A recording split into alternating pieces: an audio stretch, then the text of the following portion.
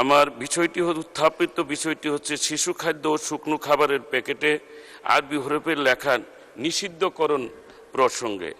আমার নির্বাচনী এলাকা একেবারে গারো পাহাড়ের মেঘালয়ের কুলগাসা শ্রীবর্দী জিনাইগাতি এক পাহাড়ি জনপদ। মাননীয় স্পিকার, চলার পথে রাস্তাঘাটে আমাদের চোখে পড়ে শিশুর খাদ্যের খালি প্যাকেটে এবং অন্যান্য শুকনো খাবারের খালি প্যাকেটে মাটিতে পড়ে আছে এবং তাতে আরবি হরফের বিভিন্ন রকমের লেখা থাকে এবং আমাদের মনের অজান্তে পায়ের নিচে পিষ্ট হয়, যা আমাদের ধর্মীয় অনুশাসনের পরিপন্থী। তাছাড়া আরবি হরফের লেখা পায়ে দিয়ে পিষ্ট একটি পাপ কাজও বটে।